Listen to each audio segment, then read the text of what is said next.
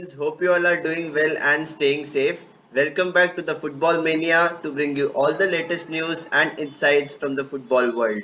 We have been really thrilled and excited to a very close contest in the Champions League spots for the Premier League. And this is the first time that we are seeing an intense battle between four or five good teams which are in the mix. Arsenal, Manchester United, Tottenham Hotspur, Wolves, and West Ham. Each one of them has their pros and cons. However, I would like to, analyze the top four situation right now. Who is the team or which is the team which is in the ideal position to take the top four spot? We have looked at some exhilarating performances with Arsenal beating Leicester 2-0 to consolidate their place in the fourth spot, and they have three games in hand, more importantly, over their rivals Manchester United and even West Ham United. Well, West Ham can't be told like a rival, but they are in the mix for Champions League position. And as far as Arsenal is concerned, they are in the driver's seat right now. They have three games in hand. They have the points on board. They have a 1 point lead over Manchester United. The games in hand which the Gunners have are really tough fixtures against Liverpool, Chelsea, and Tottenham. They still have to play Manchester United at the Emirates, and it is going to be a really exciting finish to the league season. Yes, there have been some ups and downs. Their start was quite abysmal to the season, having lost three back-to-back games. However, the way Mikel Arteta's side has responded to criticism, they made a big call in the January transfer window by letting Pierre-Emerick Aubameyang go to Barcelona, and since then, to be honest, they have been on a roll. They have been undefeated in their last 11 matches, and it is just an amazing feat. They have won 9 out of their last 11 matches. They have drawn one and they have lost one, which was in the new year against the champions, the league leaders, Manchester City. As far as other teams are concerned, Manchester United had a very amazing outing against Tottenham, one of their rivals for the top four spot, and Cristiano Ronaldo was on fire. Yes, they also have been inconsistent, but they have match winners at their disposal. And when you have match winners in your squad, you can expect some kind of positivity, some kind of result which can keep your hopes alive for a Champions League spot. Yes, they have been defensively quite vulnerable. Harry Maguire and Rafael Varane don't seem to have a good understanding at the back. And even if I talk about the midfield of Manchester United, they are an utter shambles at times. Fred and Matic are quite static players. Yes, they can pass the ball here and there, but sometimes they are overrun by their opposition. And this is where I feel that Manchester United don't play as a team. They have the match winners, but as a team, they have not gelled well and they are too inconsistent to be in this Champions League mix. They are the second best team if we consider all the five teams in contention. However, we have to be wary that they are just 1 point behind Arsenal and have a good chance if Arsenal slip up with their games in hand. The next team I would like to come to is West Ham United. They have a good chance, I would say, but David Moyes being David Moyes, he always sticks to a very rigid lineup, a very rigid formation, and when the going gets tough, I have not seen West Ham United coming out unscathed. And if you look at the key players in this team, you have Jared Bowen and Mikel Antonio, who have been really clinical for the Hammers, and David Moyes has utilized both these players quite brilliantly. The other attacking players like Said Benrahma and Pablo Fornals have been quite inconsistent, but whenever there have been some very tough fixtures, they have really stood up. They defeated Tottenham. They had I think it was a draw against Liverpool. It was an amazing outing against Manchester United. They have defeated Chelsea, and it has been just an amazing, incredible performance by the Hammers. They have been quite clinical when it comes to playing the teams from the bottom half of the table, and that shows that they are ruthless in front of goal. Yes, Mikel Antonio is quite physical. He is a big nuisance to any opposition, and I just feel that as long as Antonio stays fit, they have a chance. And it was a very big blow recently that Jared Bowen got injured. They are still 3 points behind Arsenal in sixth spot. However, they have played 3 games extra.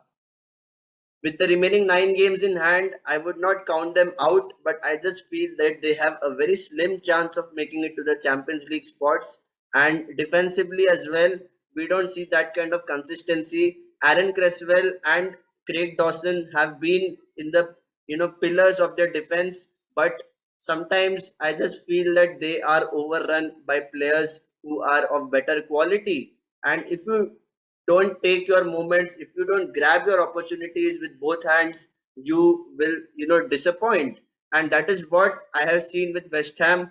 They have been quite brilliant towards the start of the season, but towards the business end of the season is all that matters. So as far as West Ham is concerned, I just feel that they still have to improve in certain areas of the pitch, defensively as well.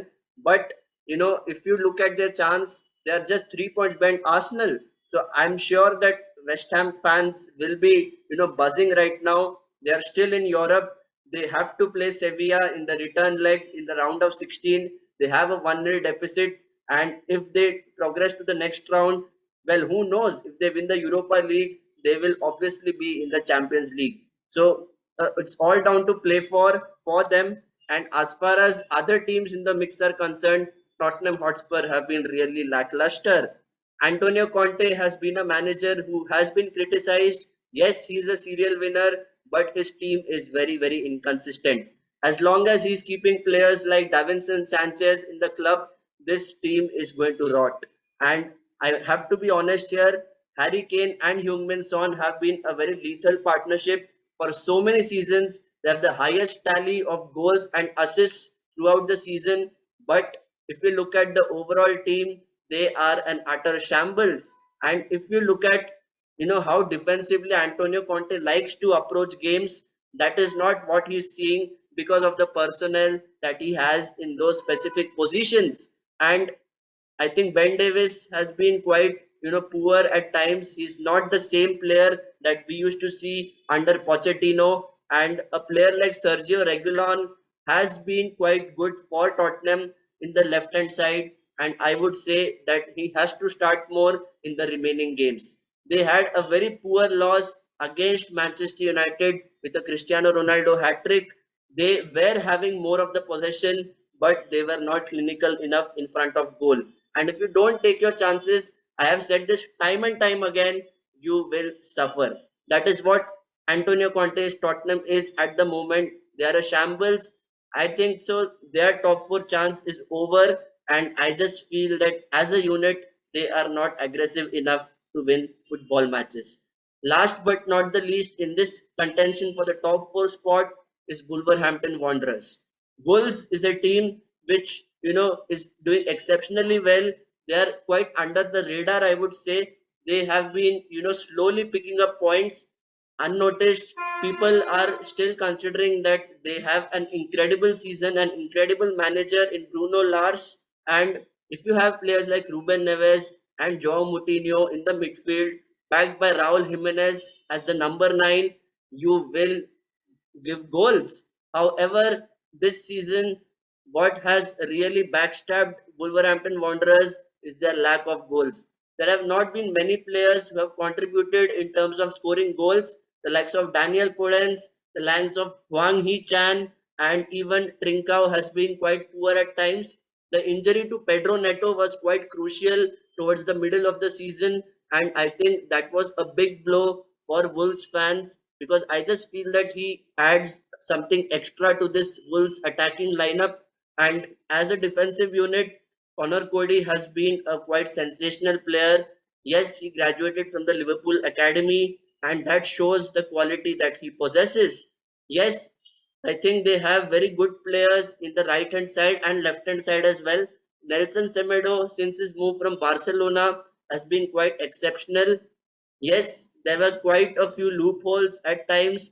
They were not able to produce some clinical performances when the key matches appeared. However, I would say that Wolves have been proving their critics wrong, and they are undoubtedly a very, very tough team to beat especially when they go 1-0 or 2-0 up. So, guys, I just feel that at the moment, with the kind of form Arsenal are in, it is difficult to catch them. However, let's remember that they are just 1 point ahead of Manchester United, and as far as the other teams are concerned, they have, like you can say, a 10% chance, whereas Arsenal has 50% chance or 60% chance.